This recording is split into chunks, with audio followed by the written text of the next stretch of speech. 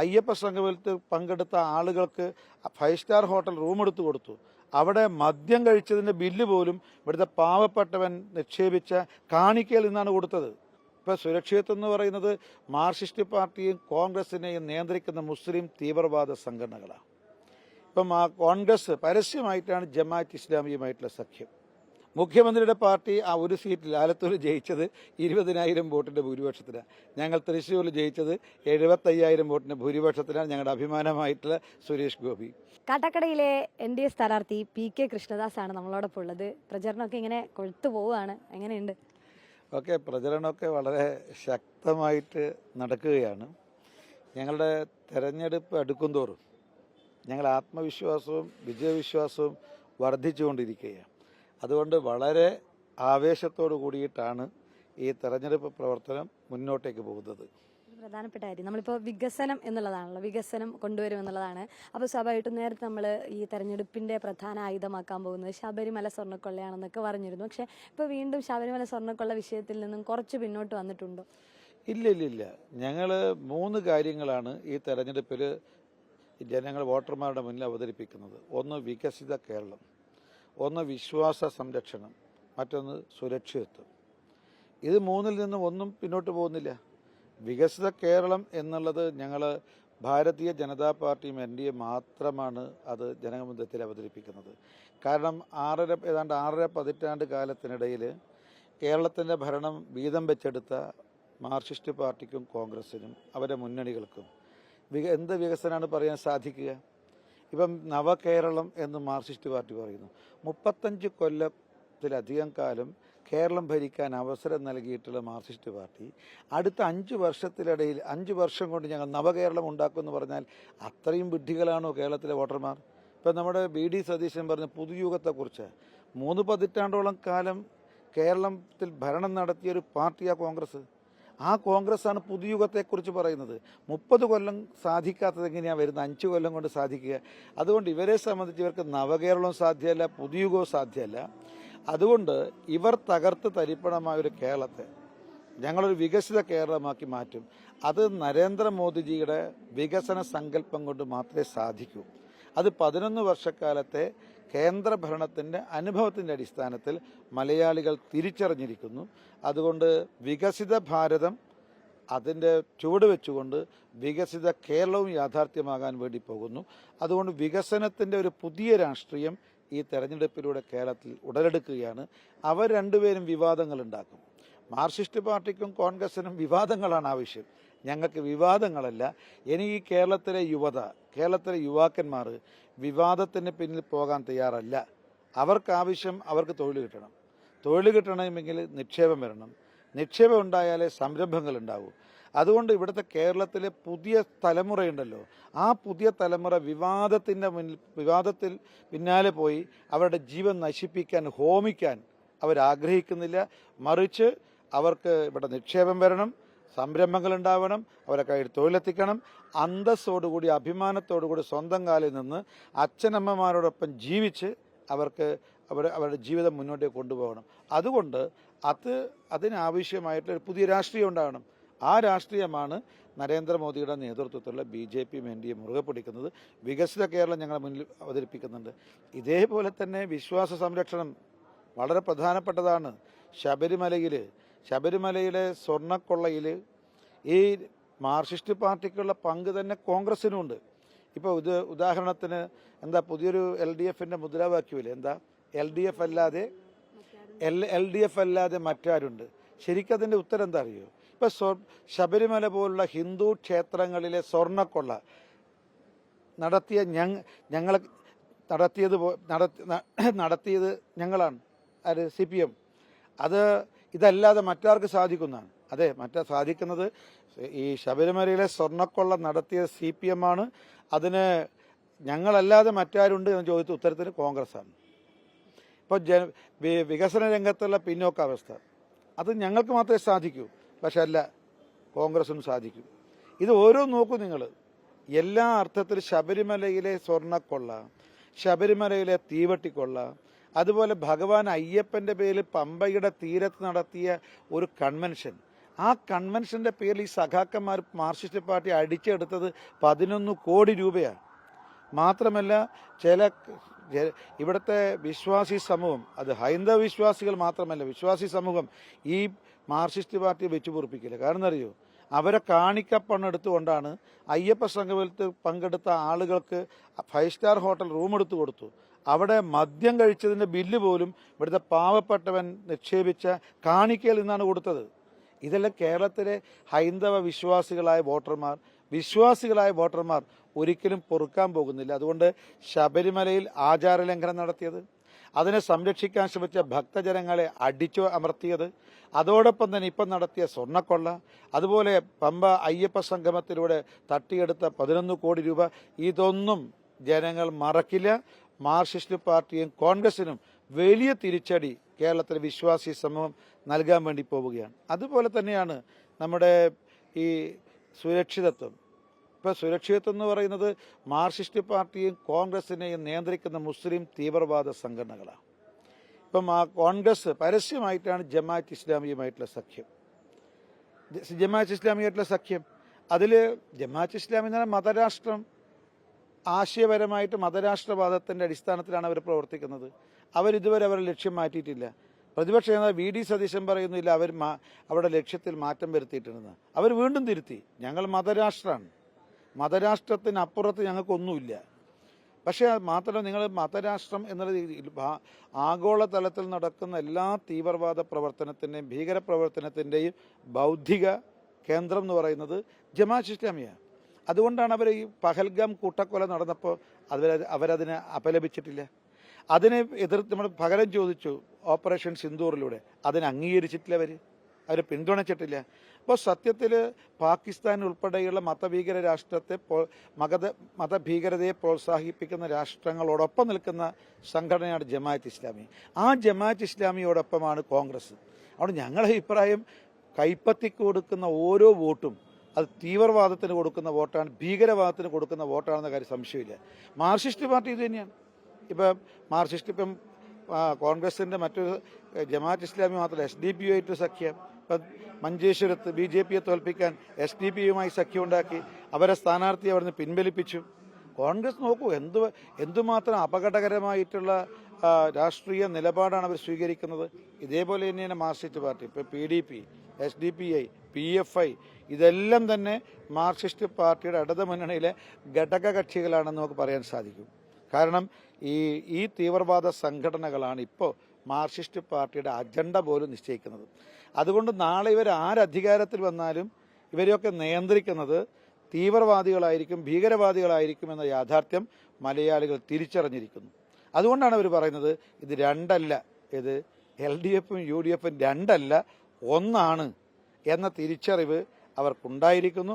അതിന്റെ അടിസ്ഥാനത്തിൽ ജനവിധിയായിരിക്കും തെരഞ്ഞെടുപ്പ് ഉണ്ടാകാൻ വേണ്ടി പോകുന്നത്. മുഖ്യമന്ത്രിയോട് ചോദിച്ചപ്പോൾ പറഞ്ഞ വർഗീയ സംഘടനകളുടെ വോട്ട് ആവശ്യമില്ല എന്നുള്ള തരത്തിലാണ് മുഖ്യമന്ത്രി ഒരു വശത്ത് പ്രതികരിക്കുന്നത്. അപ്പോൾ തന്നെ ഇപ്പോൾ പറഞ്ഞതുപോലെ ഇപ്പോൾ BJP ആയാലും കോൺഗ്രസ് ആയാലും മുന്നോട്ട് വെക്കുന്ന ഒരു സാധനം, ഒന്ന് SDPI CPM ബാന്ധവമുണ്ട് എന്നുള്ളതാണ്. അതുകൊണ്ടായിരിക്കും മങ്കടയിലടക്കം സ്ഥാനാർത്ഥിയെ മാറ്റിയത് എന്നുള്ളത്. പക്ഷേ അപ്പുറത്ത് ലീഗ് ജമാഅത്തെ പറയുമ്പോഴും മഞ്ചേശ്വരത്ത് ഈ പറഞ്ഞതുപോലെ കോൺഗ്രസിന്റെയും SDPയുടെയും ബന്ധം പറയുന്നു. പക്ഷേ ഇതെല്ലാം തിരഞ്ഞെടുപ്പിനെ എങ്ങനെ സ്വാധീനിക്കും എന്നുള്ളതാണ് ചോദിക്കുന്നത്. അല്ല, അതിൽ അവർ ശ്രമിക്കുന്നത് ഇപ്പം മുസ്ലിം വോട്ടുകൾ ഒരുമിച്ച് ഹോൾസെയിലായിട്ട് കിട്ടാൻ വേണ്ടിയിട്ടാണ് ഈ തീവ്രവാദ ഭീകര സംഘടനകളുമായിട്ട് ഇവർ സഖ്യവും സഹകരണവും ഉണ്ടാക്കുന്നത്.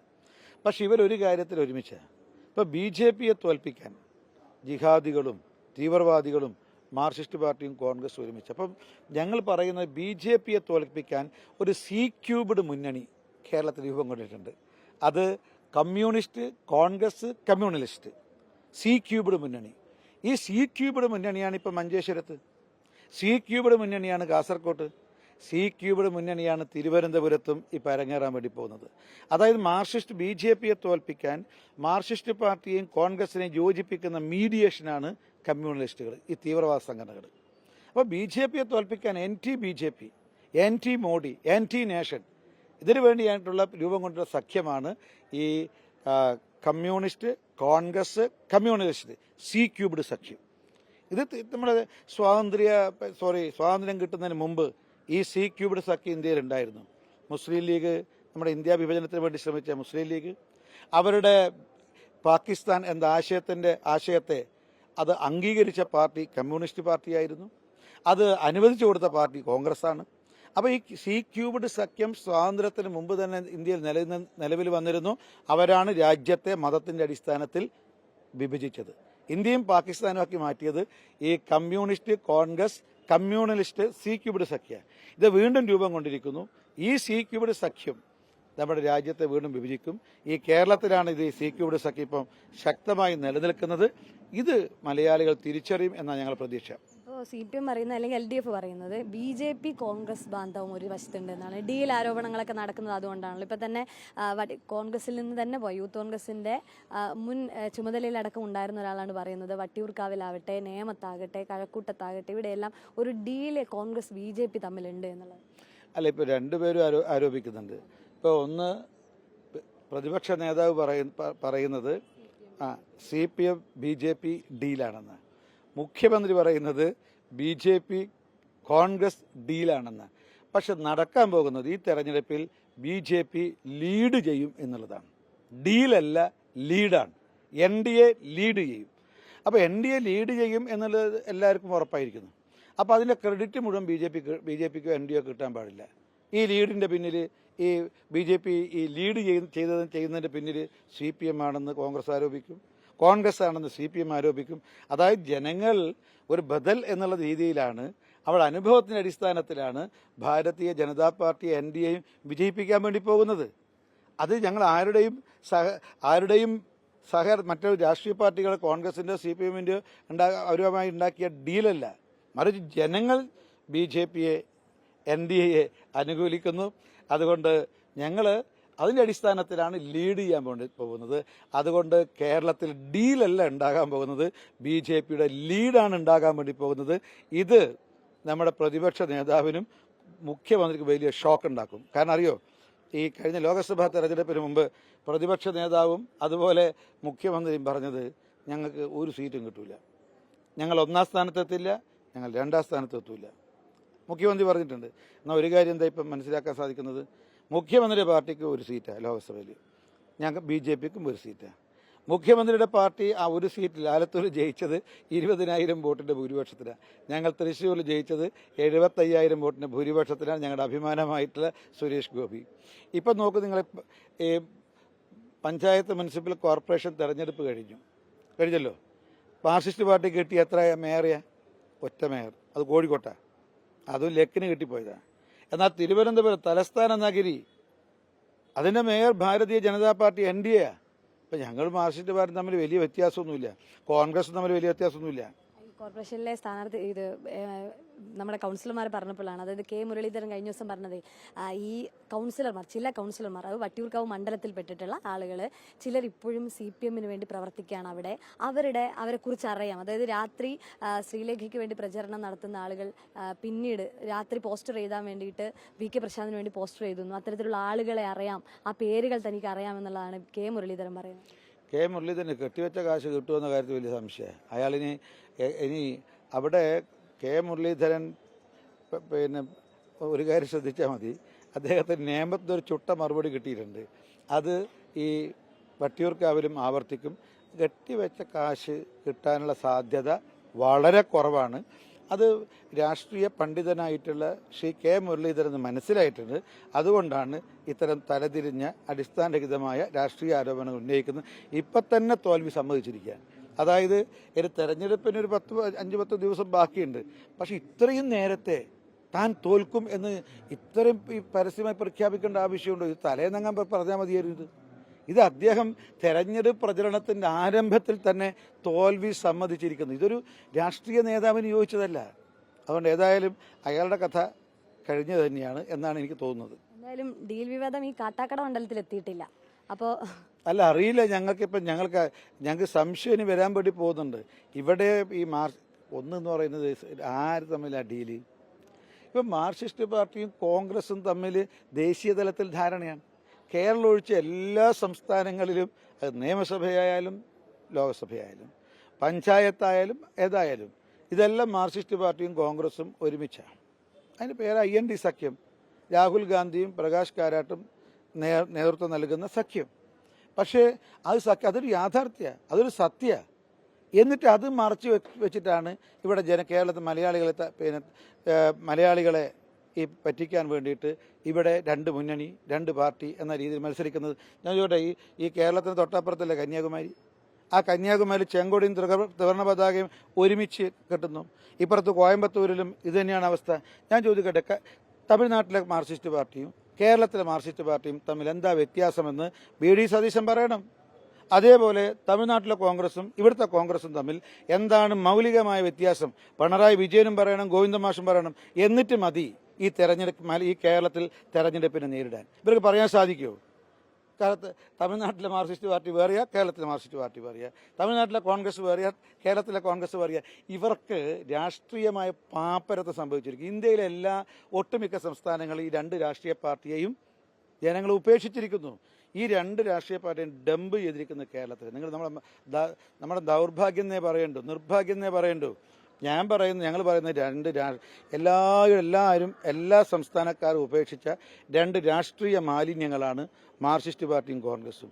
ഇത് ഞങ്ങൾ നരേന്ദ്രമോദി കൊണ്ടുവന്ന ഈ സ്വച്ഛ ഭാരത് ഉണ്ടല്ലോ, ആ സ്വച്ഛ ഭാരതം എന്നുള്ളത് പറയുന്നത് കേവലം നമ്മുടെ മാലിന്യങ്ങൾ നമ്മുടെ കെട്ടിടത്തിന് ചുറ്റും റോഡിന് ഇരുവശമുള്ള മാലിന്യങ്ങൾ നീക്കം ചെയ്യുന്ന പ്രവർത്തനം മാത്രമല്ല ഈ സ്വച്ഛ ഭാരത് എന്ന് പറയുന്നത്.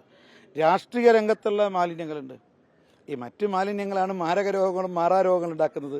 ഈ രാഷ്ട്രീയ രംഗത്തുള്ള മാലിന്യങ്ങളാണ് രാഷ്ട്രീയ രംഗത്ത് മാറാരോഗങ്ങളും മാലിന്യ രോഗങ്ങളും. ഇപ്പോൾ ശബരിമലയിലെ തീവട്ടിക്കൊള്ളാന്ന് പറഞ്ഞാൽ അതൊരു മാരകരോഗ. അതുപോലെ മറ്റ് അഴിമതി എന്ന് പറഞ്ഞാൽ മാരകരോഗ. അത് ഈ രണ്ട് രാഷ്ട്രീയ മാലിന്യങ്ങളാണ് സൃഷ്ടിക്കുന്നത്. അതുകൊണ്ട് ഈ രണ്ട് രാഷ്ട്രീയ മാലിന്യങ്ങളെയും മാറ്റിയാലാണ് ഒരു ക്ലീൻ കേരള നിലവിൽ വരൂ. അതുകൊണ്ട് ഒരു ശുചിത്വ കേരളം, സുരക്ഷിതത്വ കേരളം, വികസിത കേരളം, വിശ്വാസ സംരക്ഷണ കേരളം, ഇത് മാർക്സിസ്റ്റ് മുക്ത കോൺഗ്രസ് മുക്ത കേരളത്തിലൂടെ സാധിക്കും. അതിന്റെ ആരംഭമാണ് ഈ തെരഞ്ഞെടുപ്പിലുണ്ടാകാൻ വേണ്ടി പോകുന്നത്. എൻഡിഎക്കെതിരെ അപ്പോൾ ഈ മണ്ഡലങ്ങളിൽ ഇങ്ങനെ ഈ CPM അല്ലെങ്കിൽ കോൺഗ്രസ് ബാന്ധവം ഉണ്ട് എന്നുള്ളതാണ് ഇപ്പോഴും കരുതുന്നത്. അങ്ങനെയുണ്ട്. ഞങ്ങൾ ജയിക്കാൻ സാധ്യതയുള്ള എല്ലാ മണ്ഡലങ്ങളിലും രാഹുൽ ഗാന്ധിയും പ്രകാശ് കാരാട്ടും ഇവിടെ ഡൽഹിയിൽ ഇരുന്നിട്ട് ഒരു ധാരണ ഉണ്ടാക്കിയിട്ടുണ്ട്. ആ ധാരണയുടെ കൂട്ടത്തിൽ ഞാൻ പറഞ്ഞല്ലോ, കമ്മ്യൂണിസ്റ്റും കോൺഗ്രസും മാത്രമല്ല കമ്മ്യൂണലിസ്റ്റുമുണ്ട് ഈ സഖ്യത്തിൽ. C-ക്യൂബ്ഡ് സഖ്യം. മഞ്ചേശ്വരമുണ്ട്, കാസർഗോഡുണ്ട്. BJP ജയിക്കാൻ സാധ്യതയുള്ള എല്ലാ മണ്ഡലങ്ങളിലും ഈ C-ക്യൂബ്ഡ് സഖ്യം നിലവിലുണ്ട്. ഞങ്ങൾ നേരത്തെ നേമത്തുണ്ടായിരുന്നു, വട്ടിയൂർക്കാവിലുണ്ടായിരുന്നു. BJPക്ക് വിജയസാധ്യതയുള്ള NDAക്ക് വിജയസാധ്യതയുള്ള എല്ലാ മണ്ഡലങ്ങളിലും ഈ C-ക്യൂബ്ഡ് സഖ്യം ഉണ്ടായിരുന്നു. IND സഖ്യം എന്നുള്ളത് കേരളത്തിൽ വേണം C-ക്യൂബ്ഡ് സഖ്യം. അപ്പോൾ ഈ C-ക്യൂബ്ഡ് സഖ്യം അത് മലയാളികൾ തിരിച്ചറിയുമെന്ന കാര്യത്തിൽ യാതൊരു സംശയമില്ല. അതുകൊണ്ട് നമ്മുടെ യുവതലമുറക്ക് അവർക്ക് അന്തസ്സോടെ ജീവിക്കാൻ സാധിക്കുന്ന ഒരു പുതിയ കേരളം സാക്ഷാത്കരിക്കപ്പെടും. അത് വികസിത ഭാരതത്തോടൊപ്പം വികസിത കേരളം ഉണ്ടാവും. അതിന് നേതൃത്വം കൊടുക്കുന്ന പാർട്ടി BJPയും NDAയുമാണ്. ഈ BJPയും NDAയും ജനങ്ങൾ രണ്ട് കൈ നീട്ടി സ്വീകരിക്കും. ഒരു ഡബിൾ എഞ്ചിൻ സർക്കാർ വേണം എന്നുള്ള മലയാളികളുടെ ആഗ്രഹത്തിന്റെ പ്രതിഫലനം വരുന്ന നിയമസഭാ തെരഞ്ഞെടുപ്പിന്റെ ജനവിധിയിൽ ഉണ്ടാകും എന്നാണ് ഞങ്ങളുടെ പ്രതീക്ഷ. എത്ര സീറ്റ് എന്ന് ചോദിക്കുന്നത് ശരിയല്ല, എന്നാലും എത്ര സീറ്റ് പ്രതീക്ഷിക്കുന്നു? ഇല്ലില്ല, ഏതായാലും ഒന്ന് ഞാനിപ്പോൾ കാട്ടാക്കടയിലെ സ്ഥാനാർത്ഥിയാണ്. കാട്ടാക്കടയിൽ എന്തായാലും വിജയിക്കും. പക്ഷെ ഒന്ന് ഞാൻ പറയാം, ഈ തെരഞ്ഞെടുപ്പിന്റെ രാഷ്ട്രീയ പ്രസക്തി പ്രാധാന്യം എന്താണെന്ന് ചോദിച്ചാൽ, ഈ തെരഞ്ഞെടുപ്പിൽ കേരളത്തിൽ അനേകം താമരകൾ വിരിയാൻ വേണ്ടി പോവുകയാണ്. കേരളത്തിൽ വിരിയാൻ വേണ്ടി പോകുന്ന അനേകം താമരകളിൽ ഒരു താമര എൻ്റെ കാട്ടാക്കടയിലായിരിക്കും എന്ന കാര്യത്തിൽ യാതൊരു സംശയം വേണ്ട. ഏതായാലും കേരള നിയമസഭയിൽ ഇത്തവണ BJPയുടെ കുറെ MLA-മാരുണ്ടാകും. കൂട്ടത്തിൽ കാട്ടാക്കട MLA ആയി PK കൃഷ്ണദാസും ഉണ്ടാകും എന്നുള്ളത് തന്നെയാണ് പറയുന്നത്. ആത്മവിശ്വാസത്തിൽ തന്നെയാണ് സ്ഥാനാർത്ഥിയുമുള്ളത്. വീഡിയോ ജേർണലിസ്റ്റ് വിനയരാജനൊപ്പം reporter Sunisha Yellur, in reporter, Thiruvananthapuram.